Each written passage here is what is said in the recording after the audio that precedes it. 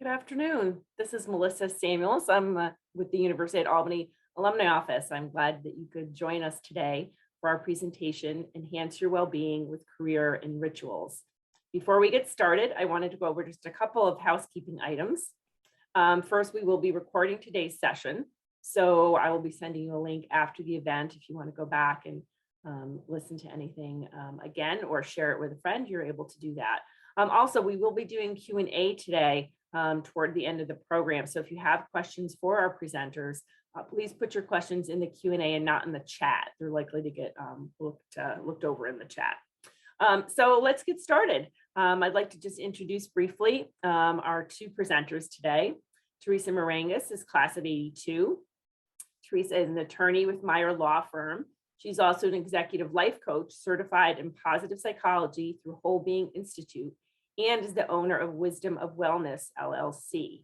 She is joined today by Hope DeRocha. Hope is a certified human resources professional with more than 20 years experience as a corporate leader and motivator. Hope is passionate about coaching and helping individuals improve their personal development, career advancement, and whole life well-being. So I'm really excited to hear what you ladies are going to share with us today. So I'm going to turn it right over to you and we'll get going. Okay, good morning, everyone. Hope and I are thrilled and honored to be here with everyone virtually. We have done several of these sessions with corporations, and we've been brainstorming a lot on rituals and why they're beneficial, especially in the first quarter of the year, as opposed to setting goals and resolutions. We're going to talk a little bit more about that. I have to do full disclosure. I am here in Las Vegas with a 1-year-old granddaughter. So Hope is a wonderful friend. I hope you all have a Hope friend in your lives. And if I have to pinch hit and disappear for a second, that's why. So thank you for everybody's grace and patience with this. Hope, what would you like to add at the beginning? I would just like to add that we're really excited to be here. We're excited to share rituals with all of you. This is something that Theresa and I have been practicing for a while now, and we believe in rituals. We believe they work. And as an aha moment, on January 1st, when we were sitting down to do our New Year's resolutions, we realized, why don't we take these rituals that we've been practicing and set them for 2022 instead of the same old rituals? And this is the result of that. So thank you for joining us.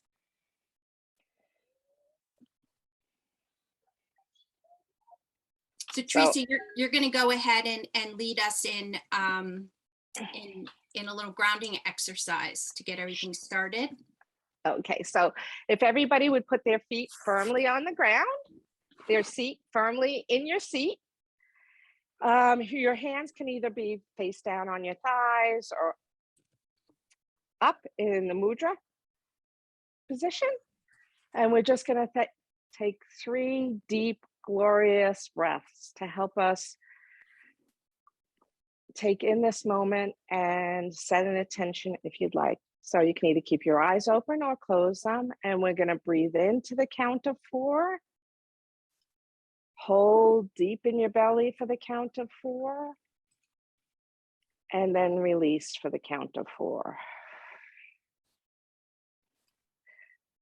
A second glorious, beautiful breath in for 4.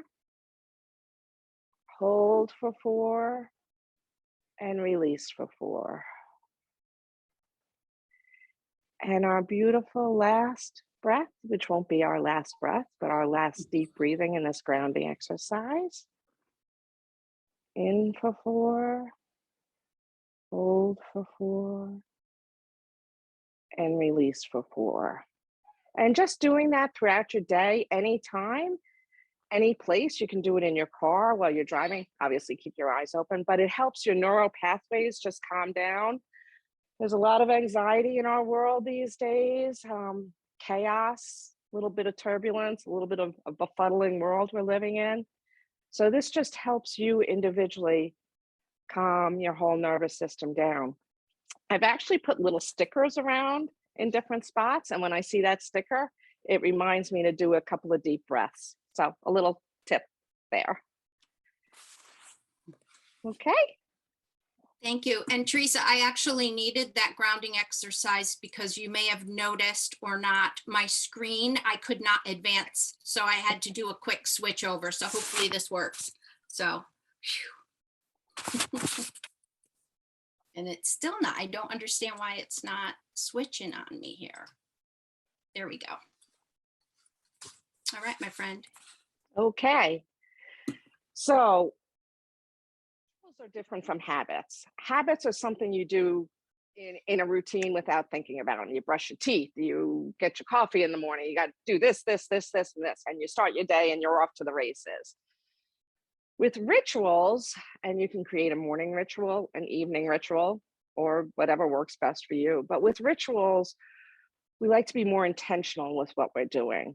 So it can still be grabbing that cup of coffee, but it's intentionally giving thanks for that cup of coffee, feeling the steam of that cup of coffee, smelling that cup of coffee, inviting in your senses to say, wow, I'm grateful for this cup of coffee. And we're going to talk more about gratitude as we go on.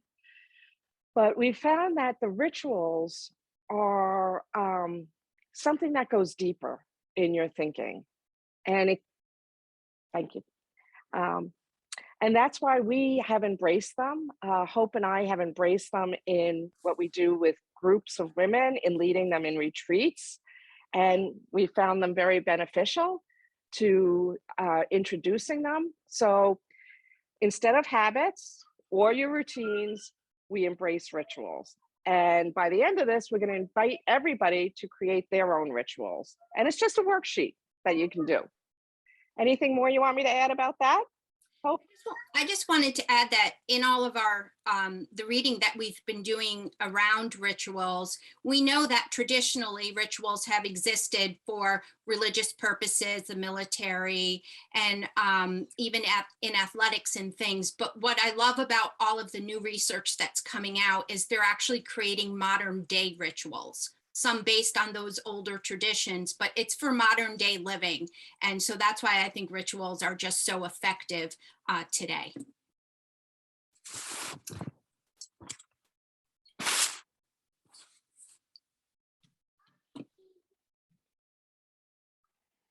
So what actually makes up a ritual? I think what we've been finding is that, you know, everybody has a different opinion on what a ritual is and what really makes up the ritual. And in some of the research that we've been doing, we've come up with a couple of little formulas that you can use to determine if something is a ritual. And what we know is, you know, we can take our everyday habits, even some of our routines, things that we do, and turn them into rituals with just a little bit of intention. And when we do that, rituals have the effect, they affect your whole being.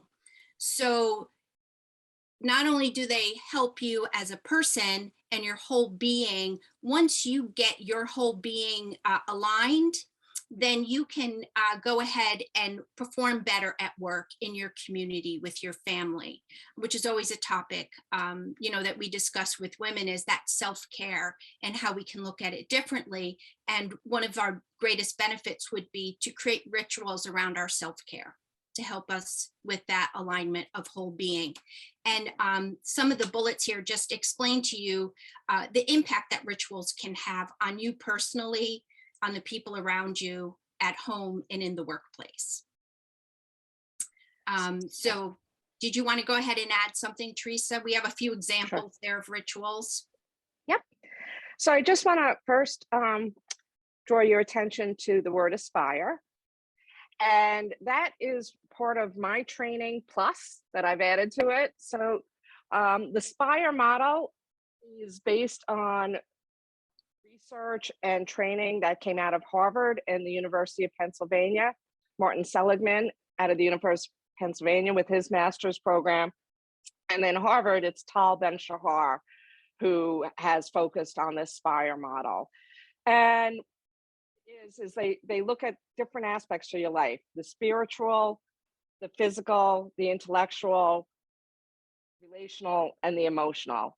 Then Hope and I have added in the A for the abundance part because we didn't feel that there was something missing at the top of this letter, this word. So we have embraced the word aspire to be what we're seeking to share and focus on and look at each aspect of your life. So when you create your rituals, you can feel sometimes that you need more of a spiritual grounding. So you'll focus a little bit more on that aspect of a ritual. And then sometimes you need more of an intellectual stimulation. This also ties into via Institute, and I know we're throwing a lot at you, but you're going to have some prompts at the end and research at the end that'll help you move on after this to explore it further, should you wish. And our training is not just with women, it's also with men. I want to be inclusive. So, and we have found that with the rituals can create what's called the 3 Ps. It's psychological safety, which we're hearing a lot about these days, especially in the workplace with retaining people and employees or bringing in new employees, especially in the diverse world we live in, that you have to create a space that's psychologically safe for people to be in. That second part of the P, purpose, that purpose for our purposes, I'm reusing that word, is not, your grand purpose with what's my North Star? Oh my God, what's my purpose in life? Where am I going? What am I supposed to be doing here on the planet? We keep it simple, and the purpose is really about just today. What's my purpose today? What's my purpose at work today? What's my purpose with my family today? And just, break it down to simplicity. And those two things together will increase your performance. So these are just tips, just ways of refocusing again the brain and your body to literally raise your vibration and shift out of negative mindset, which we are programmed for. We all have it. I mean, I trained in positive psychology, but it's about learning about the negative too. We have it. I go negative, and then I just have tips in my toolkit that help me pull out of it quicker than I would otherwise. I want to stress that there's absolutely acceptable to embrace all of your emotions in all their forms. What we offer today is just ways for you personally to make choices in your day that will hopefully help you feel better in your whole being. Does that make sense? Yes, that's fantastic. If you look over to some of the images that we have on the left, when we think about rituals, a lot of times they're around the spiritual side of things and yoga practices, meditation. And what we're finding is, sometimes just that cup of coffee, as Theresa mentioned, could be a ritual if it includes that intention, attention, and repetition. And also the gratitude practice. But we've also found, whether it's in your personal life or in your work life, the cup of coffee and a meal are great ways to attach rituals. You could attach your rituals to those events, and then they become, that formal ritual. And it's so easy to do, whether it's at home or in the workplace, which we're going to talk about a little bit more. And then, by the way, the 3 Ps of rituals, I was doing some research for another presentation, and I came across this book by Erica Keswin, and it's really fantastic, the Rituals Roadmap. So if you're looking to maybe create some rituals or improve engagement performance in your workplace as a leader, or even as, just an individual employee, that is a fantastic book to refer to. And then here we have, again, because rituals are so personal, what may be a ritual for me may not be a ritual for Theresa or for somebody else, but these are just some great examples of rituals and their purpose, because they often signal us to get in the right frame of mind, that there's something that needs to be happening, and it prepares us for that. So when Erica Keswin was writing, or she was just turning her book in to be published, it was in 2020. And it was in, I believe, March or April of 2020. And she was all done with her book and she was going to get ready to get it published. And then COVID hit. And the reason I bring this up is because she went back to rewrite some sections and add some sections to her book. And this 7 o'clock on this in this graphic is relevant because she had just moved to the west side of Manhattan at that same time.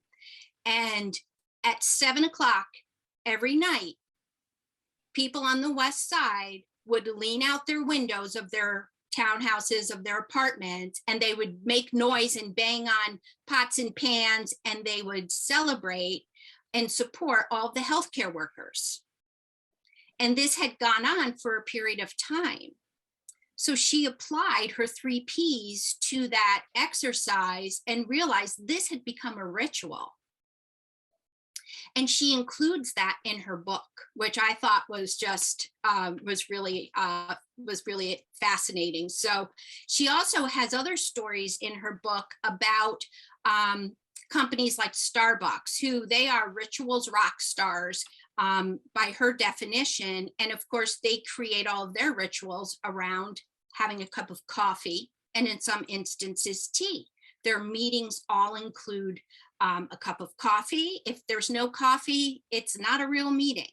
Their onboarding process and even their exiting process involves coffee, having a cup of coffee and doing a taste test. So there is a way to create a ritual around a cup of coffee. Another example is Marie Kondo, who has created rituals around tidying up.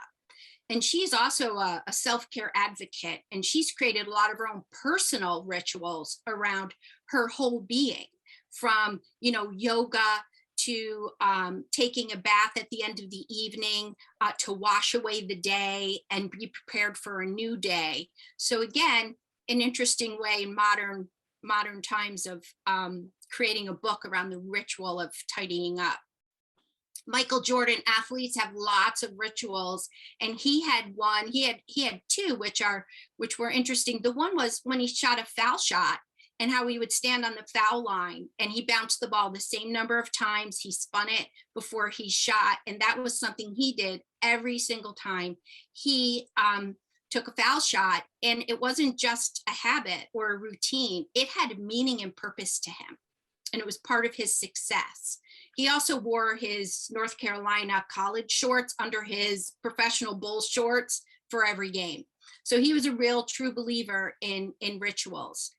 And the firemen, this was also a great story too from Erica Keswin, proving that around the preparation of a meal and eating meals, there's a lot of room for rituals. And she worked with a psychologist, organizational psychologist out of Cornell, who did a study on firehouse meals. His father was a fireman, and he was pretty fascinated by it. And what they realized was that the firemen that contributed to preparing the meals and eating the meals together, there was a greater connection there. And that connection actually led to higher performance and higher engagement among the firemen. So I don't know about you, but if I had a reason for a fireman to visit my house, I certainly would want them to be more engaged and higher performers. So they structured that all around the firehouse, which I thought was really was quite interesting. And then, of course, folding the flag, it's folded 13 times for a reason. Each fold has a different meaning, and that's connected to a higher purpose. And the thing with all of these is, you know, you have a ritual if that goes away and it leaves a void. So Michael Jordan, could he have been as successful if he stopped his ritual on the foul line? We don't know, but he truly believed that it had an impact. And those fireman meals, I mean, it's the same thing. If a fireman was to go in and there was no meal and there was no gathering, you know, what would their day be like? And of course, when we talk about the flag, I mean, that hits home for a lot of people. but just really important to know that you can create your own ritual out of an everyday gesture or habit. Theresa, anything you'd like to add to that? Of course, we have our SPIRE model because there's well-being models that we can create rituals around as well. No, I think you covered it. I think it's just incorporating intention into our lives and thinking of it differently. You know, what has meaning to each of us? Yeah. So Yeah. I have to pop out for 2 seconds and take care of a 1-year-old who's slightly cranky and wants a bottle. I am so sorry, but I will be right back. Oh, that's okay. I'll take it from here. So the purpose of this slide is really to just summarize what we just spoke about and how you can create a ritual or know that you have the makings of a true ritual, right? Whether it's personal, career-oriented, in the workplace. So based on the first one we spoke about, which was ensuring it had an intention, a higher purpose, it was you had actions to support it. So you paid attention to it and then you repeated it, it became your ritual. That's a real quick check to see if something that you're doing has the makings of a ritual. Maybe it's your gratitude practice, if you want to apply that to it. And that's based off of The Power of Ritual by Casper ter Kuile. And that was also a really great book. And there's some really good podcasts on how to incorporate rituals into your life. But also a great way to test whether or not the ritual exists. The second one is based on Erica Keshwin on her book and the 3 Ps. So just another way for you to check in on your ritual. And then the third is what we're going to talk about a little bit more. And this is from Fearless Culture and Gustavo Rossetti. And he actually came up with a process that he structured on how to create a ritual from an everyday activity, or if it's something in the workplace. And so I wanted to share that because I often find when we go to workshops and webinars, they talk about all of these great topics, but they don't really give you that takeaway on how you can go and start doing this. So that's why we've included this, and you can feel free to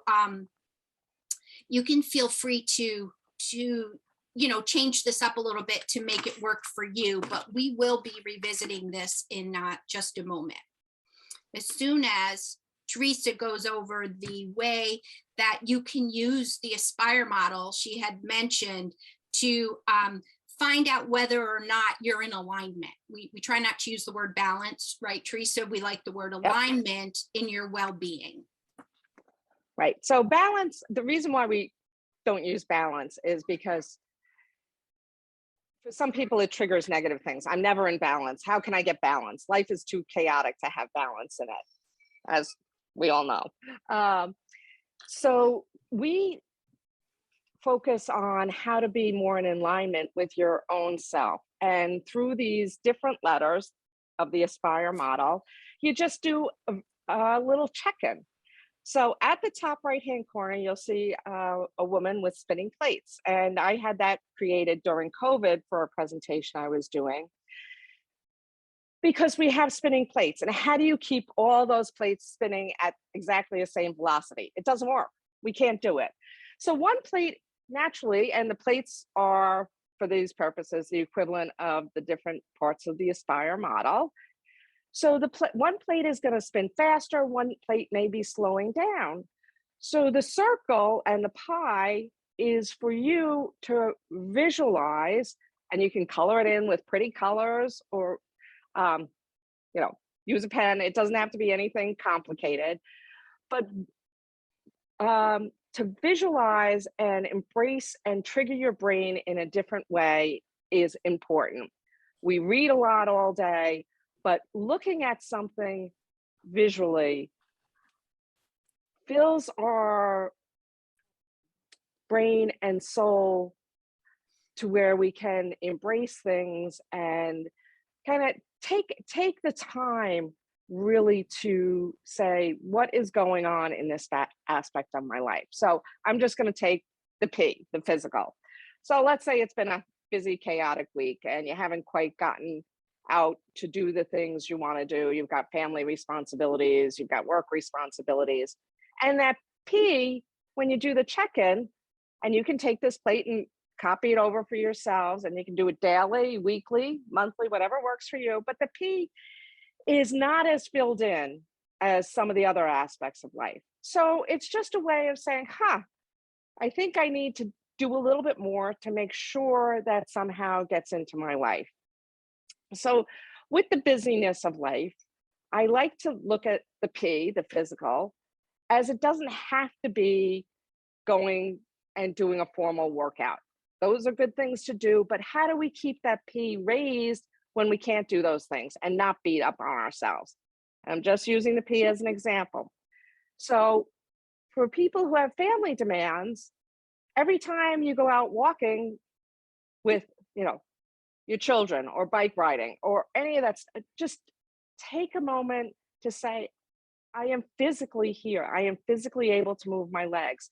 I am physically embracing my body's ability to move and to enjoy life. And so don't make it so, the rituals, you want them to be in some format structured, and we are saying to structure them in morning or evening, but you also want to be flexible with yourself. And so that's why we go with the plate and the Aspire model. So you can kind of do a check-in and say, this week, what do I want to raise the vibration on? What do I want to give a little bit more attention to? What do I want to think differently about, that I still am doing that physical, but I'm doing it just a little bit differently, so we don't go into the negative so much on ourselves. Does that make sense, Hope? Anything you want me to add on that? No, that definitely makes sense for us to measure, where we are on that personal level with our own whole being. Definitely. And I use this model often, not quite daily, but when I'm feeling off, I will just go and do this. And that's what's great when Theresa said about being flexible. The great thing about a ritual is, even if you're not doing it every day, it's still a part of your bigger purpose. It can still be intentional when you practice it a couple of times a week, or when your trigger is, I'm just feeling off. So I do, I like that. So you may want to keep this in mind as we move on to the exercise, where we're going to try to take, either create a new ritual for you, or you're going to think about something that you do every day that you're sort of just doing as a habit, but you would like it to have more intention in your life. And we're going to try to create a ritual around that. Don't understand why sometimes my button works and sometimes it doesn't. Okay, I'm going to give Hope a minute to work on that while I grab a baby again. So okay, thank you everybody for your grace and patience with me. I'll be right back. So this is where we come to designing the ritual. So this was what I had mentioned from I believe it was Gustav. This was the structure that he came up with. And it was actually based around the workplace and creating rituals with your teams. So I just edited it a little bit, but it can be used either in the workplace or for you personally, for any individual person. So what we're looking to do here is design a ritual, come up with a problem or that you want to try to fix or improve upon, or even a behavior change that you might want to incorporate into your life. And I encourage you to jot this down as we're going through this. We have about 10 or 12 minutes before we're going to open for Q&A. So we have some good time to spend on this. So if we were to use, Theresa, we actually talked about incorporating a gratitude practice as the example for creating that, turning that into a ritual.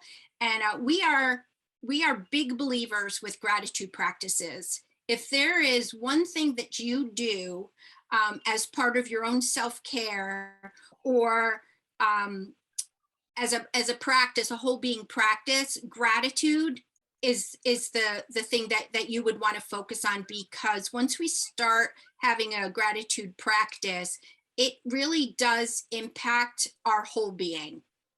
And the science does prove that it has a very positive impact on us.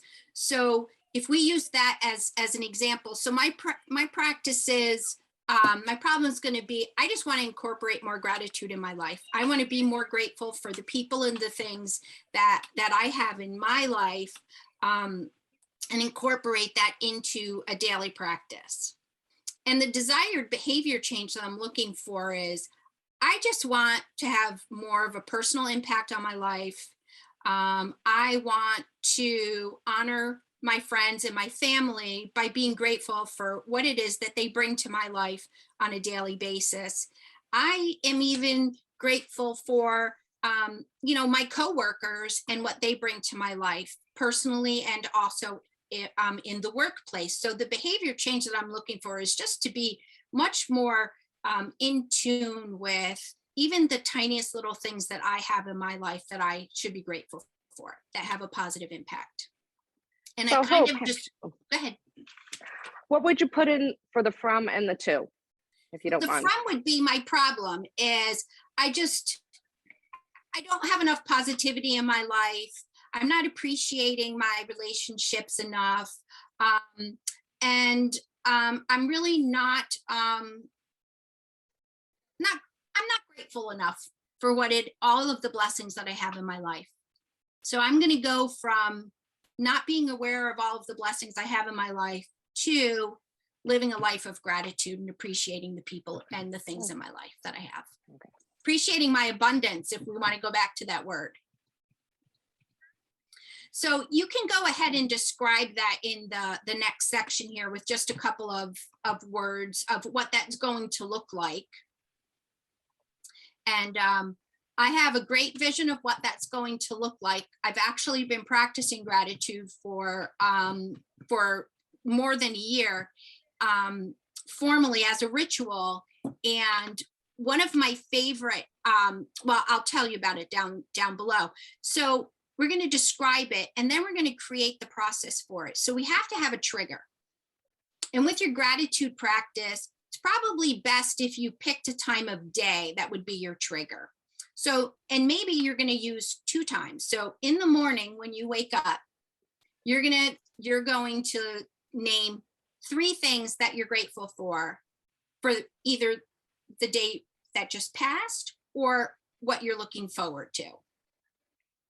So you're going to go ahead, and your trigger is going to be when I wake up or before I go to bed. You're going to go ahead and list 3 things that you're grateful for. I encourage you to jot these down. But if time is an issue and you just don't feel like you have it, at least in the beginning, just go ahead and run it through your mind. 3 things that you're grateful for. And your action is going to be writing it down, tracking it somehow, giving it a beginning and an end. So some people take their gratitude practice to the next level, and they may practice gratitude for 3 minutes or 5 minutes if you want to be that structured. So that would be your action, to run through those things and to write them down in your gratitude journal or wherever you would like to do that. And the reward for that is more positivity in your life, being more grateful for even the small blessings that you have in your life, the people that you have in your life. So that would be the process in order to go ahead and create a ritual, which I think is relatively easy. And if you want to do a little check, you can go back to the intention, attention, repetition, and even formalize that a little bit more. I don't know many people who will sit down and do the worksheet for maybe a personal ritual, but this is really helpful too if you want to take this into the workplace with the team that you lead and share it with them and ask them if they could create any rituals in the workplace, what would it be? Look at the things that you're already doing on an everyday basis at work. And is there any way that they could be turned into a ritual? If you don't have those things, maybe come up up with something brand new. Maybe it's around food, maybe it's around coffee, maybe it's around taking a mindful break in the middle of the day. Getting a group of people maybe to take a walk outside, get some fresh air. You can create rituals around that. And Hope and I have also talked a lot about priming, and priming in the workplace helps you raise your vibration also and bring perspective to your work and purpose to your work. So priming, if you don't mind me adding it now, Hope, is that Perfect. Is where you create your workspace, and you've already done it. I guarantee you, all of you have already done it, but where you have pictures of things that are meaningful to you. So either trips you've gone on, or scenery, or words that motivate you, or pictures of your family, your pets. All that is priming your brain to know that you're safe and loved. And that's what we want to do. We want to take away the fear factor that sits right here in the back of that brain, that ancient part of our brain, that fear or flight part. And we want to calm it down by having around us things that trigger a calming effect, and know that we're in a state of, more gratitude and more love in our lives. Because we are challenged every single day to decide and make choices. And sometimes it's every single moment. Choices, how to react, how to be your best self. These are catchphrases that you hear all the time. Be your best self. How do you actually do it? Mm-hmm. Another way of using rituals with priming, especially at work, is to write down your rituals and then have them in your desk drawer.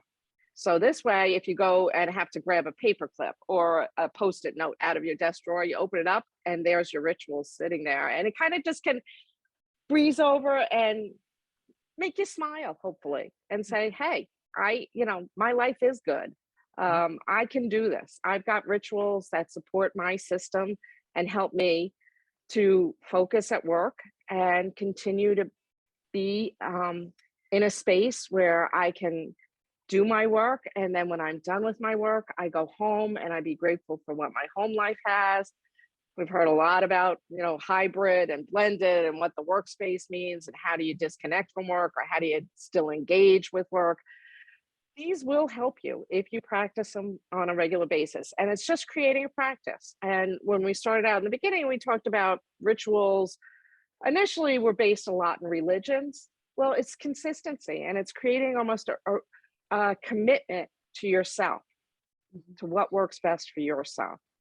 Right. And Theresa, that's a great point. And back in January, we did a webinar for a client of ours, mostly women, in a technology science field.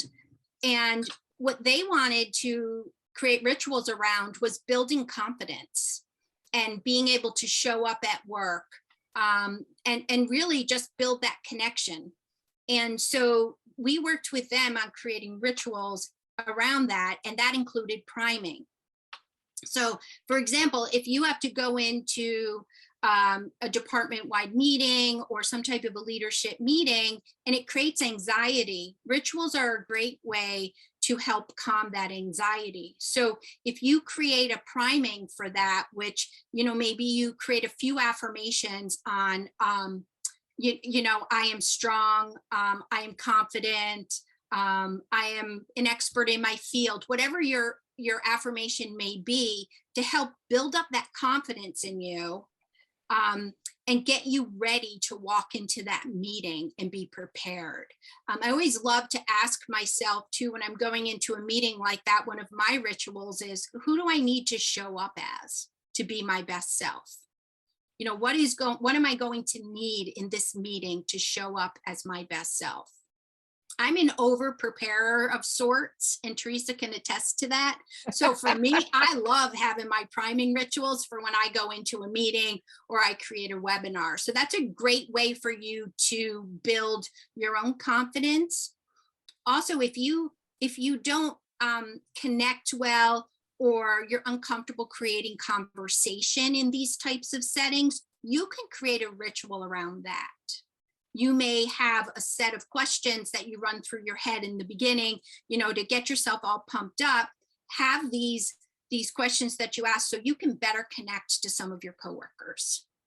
So there's a lot of really great ways that we can use rituals and even priming, Theresa, to help us build that confidence at work. And part of your ritual can be doing the power pose. Part of your ritual can be doing 10 jumping jacks. Part of your ritual can be moving your body. It doesn't have to be all, mental. It can be physical, which can be a great way to just say, I can do this. So I know we're going to open up for questions in a minute or so, but I did just want to share before we did that. Of course, I'm doing the thank you already, but at the end, we put a lot of the resources that we spoke about on a page there. So if you wanted to go and refer to them, we encourage you to do that. But we also have 2 worksheets that we've used with other groups on trying to help people track their rituals. If that is something that you want to do, there's a little tracking sheet there on the left. You just create your ritual and what it might be. Maybe it's your gratitude practice in the morning, your gratitude practice at night.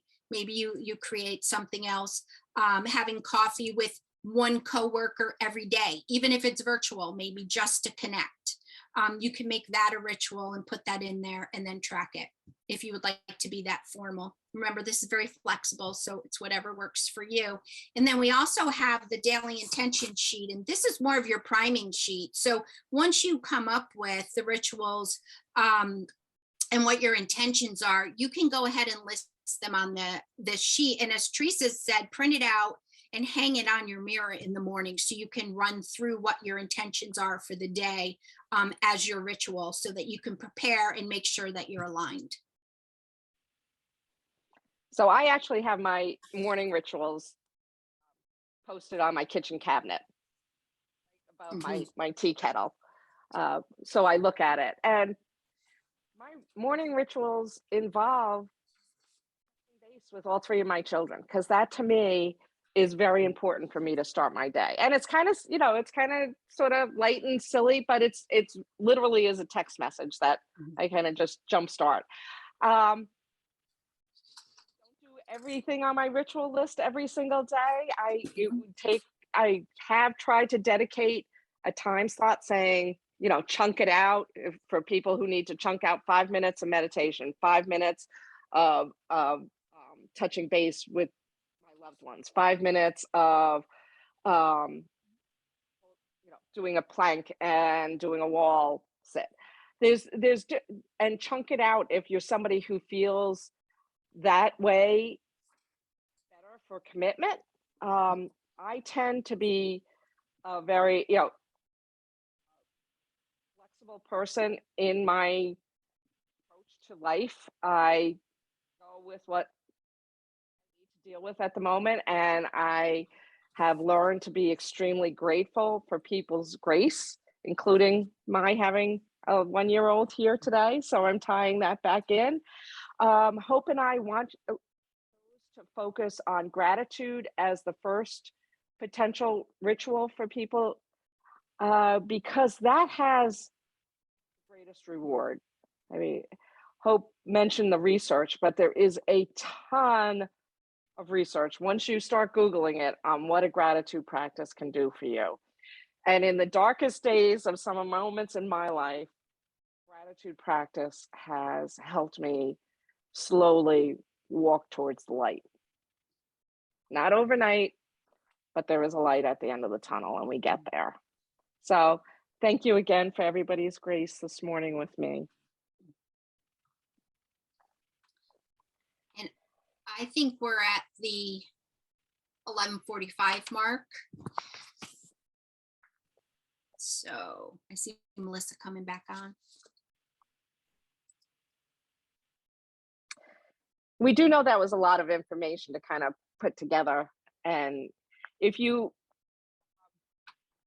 want more information, feel free to reach out to Hope or I. We can, certainly help you use the worksheets. If it went too quickly in presenting it, we'd be happy to walk it through. So each of you can really embrace what your life can look like with rituals and raising your own vibration to be more joyful. And again, Hope, why do we use the word joy as opposed to happiness? We use joy because it has more, it's more intentional, and it's the higher whole being word joy is, as opposed to happy. And joy is something you feel in here. You just feel it in here, whereas a smile we feel here. I definitely can see that joy does seem bigger and fuller somehow. Yep. So great. Well, we do have some questions in the Q&A. Okay. Hope if you want to stop sharing your screen, that will just allow everybody to see you all a little bit bigger and better. So first question from Matt. And you did a little bit of this, but specifically, can you provide some examples of workplace rituals that build stronger teams? Sure. Go ahead. Okay. So workplace rituals that build stronger teams. I recently started researching a celebration journal for a team to put on a conference table. So we go into team meetings maybe once a week or once a month, and everybody says, does anybody have any kudos for somebody? Let's raise the vibration. Let's shout out to so-and-so. I go into those meetings and I freeze. I think, oh my God, if I say so-and-so did a great job about what this other person did earlier in the week. So I tend not to do shout outs because I don't want to insult the person that did something wonderful earlier in the week, or I struggle with shouting out about myself. Everybody says, oh, what did you do really good this week? So for people who tend to be shy, and I can be shy, believe it or not, I'm embracing and recommending that teams use a celebration journal.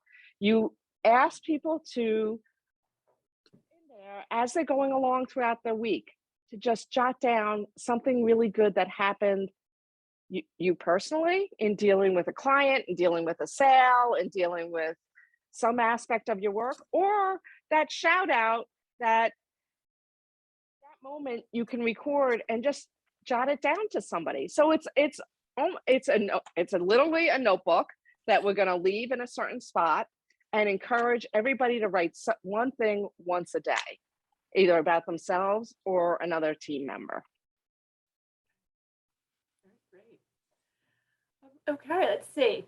What are some rituals you could use to celebrate success at work? That's kind of what we just talked about, right? Well, I do know, I'm just going to mention quickly and then Hope can interpret. Business who is dedicated to the non-for-profit world and really changing the dynamic in diversity, equity, and inclusion. And it's demanding work in this world. They literally at 4 o'clock every Friday open up a bottle of champagne to celebrate that they've got through the week. Nice. And it doesn't have to be alcohol. It can be non-alcoholic. It can be healthy food. I really encourage workplaces to focus more on having healthy food there rather than bringing in sugar. In the legal, I'm part of the task force for attorney well-being, and show that as a team, the leader of the team wants you to be healthy. We hear all this about health and wellness in the workplace, but then we tend to default, because it's easy and it's yummy, is sugar. So I would encourage anybody who's here leading a team to embrace more of healthy food, bringing it in too. Mm-hmm.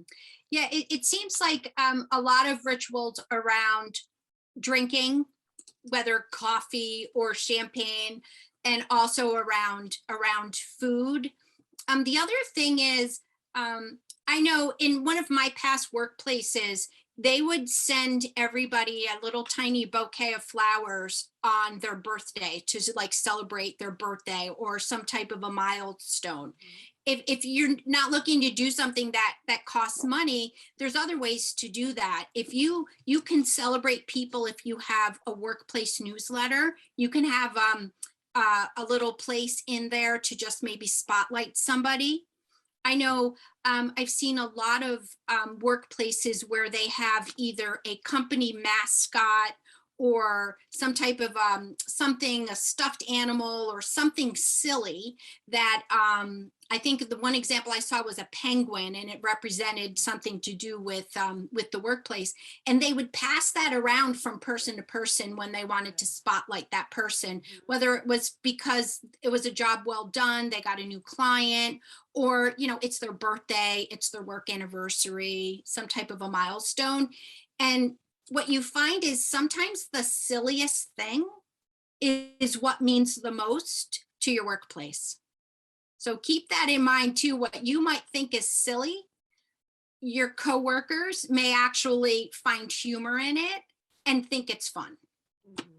Yeah, we used to have a leftover award that was in our office, and we kind of made it into this silly thing where somebody did something great and they would get it, and then they would pass it on to the next person. And it was just very organic, but people like to get it. I mean, you know, it became meaningful. So I had never Melissa, thought about that as a ritual, but clearly. I was going to say, Melissa, look back at that and you realize that it's something that people would miss if it went away. And that's part of what a ritual is as well, right? And it does, it started out with an intention, and now it actually has meaning for people, right? So that is an organic ritual that you have right there. Yeah, I just learned that today. Yeah. All right. Oh, go ahead. Oh, and as a team building exercise, really, if you want to create rituals in the workplace, you can invite the team to commit to one ritual each, and then hold each other accountable. There's an awful lot of research on accountability partners and how that helps to reinforce rituals. Yeah, because one of the questions we did have here was, whose responsibility should it be to design rituals in the workplace? So if somebody's listening to today's presentation, what would you say to them about getting rituals going in their workplace? What I would say is, I think it really depends on your workplace and your workplace culture, but it can be a leader who creates a ritual connected to maybe the larger corporate values or purpose.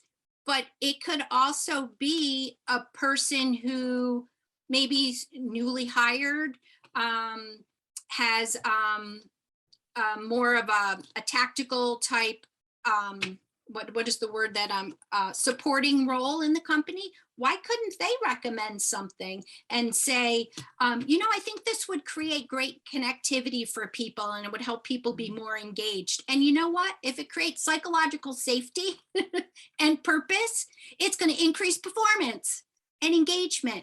So I think that's it's really important that it shouldn't just come from leadership. In fact, I think that if it came from people supporting that leader, they may even have more meaning.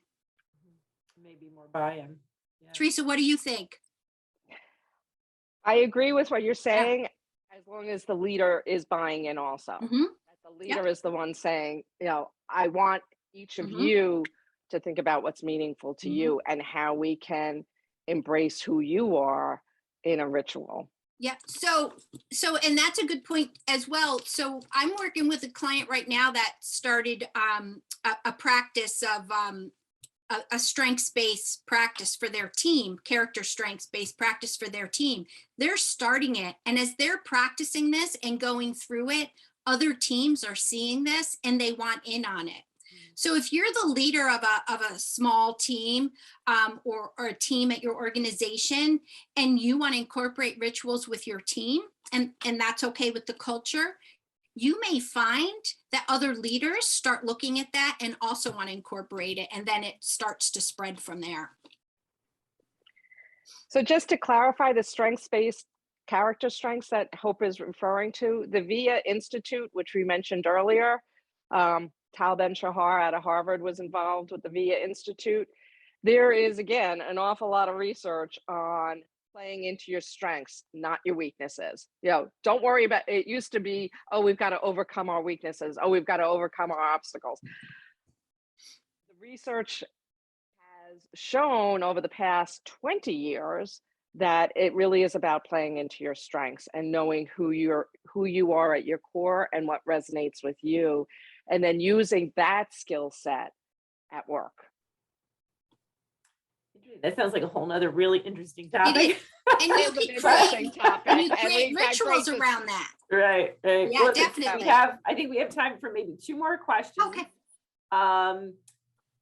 An anonymous attendee today says, I have a cranky colleague who could really use this practice. Do you have any tips on how to approach the office team on how to incorporate daily rituals into our daily work practice, especially with some folks I know will be skeptical of the idea of a ritual? Right. So some people don't like woo-woo. They look at you like cross-eyed and what are you trying to do to me? Some people, so I always like stay in your hula hoop. You make choices about yourself. The more you can demonstrate who you are, people may come along or may not, and that is their choice. And, respecting their choice that they want to be cranky. And there's so much that we really don't know about other people, and we make up stories. That person must be cranky because, they're just not good at their job, but we make up stories in our head and we really don't know what is going on with that person. So how do you get buy-in? How do you get a cranky person to not look at you as woo-woo? You just do it anyway. I've led teams and I always had one person who just would show up late, undermine me, say things that weren't beneficial. Deal with it. That's one person in the room, but you're talking to all the other people who do want to do this stuff and who do believe that it can make a difference in their lives and are open-minded. So you have closed-minded people and you have open-minded people, and you have us on the spectrum in between on any given day. The more you can be curious and open-minded, the more you will flourish in this world and in the workplace. Some people just don't want to be that way, and we don't know what they've got going on in their shoes. So just give them grace. Right. And Theresa, I go back to what Melissa said with the little trophy that they pass around. They created a ritual and didn't even know it. So you don't need to label it as a ritual. You maybe can just come up with something, a practice that you're going to do to celebrate something, right? We need a trigger. So we're going to celebrate something, come up with whatever it is that you're going to use to the action you're going to use to celebrate it with. And eventually it will become the ritual without them knowing it. Yeah, so some people are going to, lots to think about. And that one person who you may pass around the trophy to wants to throw it at you as the team leader. Okay. We hope not. Maybe they'll just pass it along. All right. They'll just pass it along and not believe it, that we got just a couple more that I'm hoping we can get to. Jeffrey would like to know, can you talk about stress management through ritual? Stress management through ritual. I'm going to speak for myself. I start my day with my morning rituals. I am not nearly as stressful during the day. If I can remember what I am about and why I'm at work and why I'm dealing with this stress, it goes back to your bigger why. People talk about your why in life. Helps deal with the anxiety at work. So I would, encourage Jeff to create a morning ritual that helps you embrace the day. And I would encourage you throughout the day when you're starting to feel anxious to just try those 3 deep breaths. Just try something really, really simple and do some breathing exercises. Shut the door and shut the world out and take 5 minutes for yourself.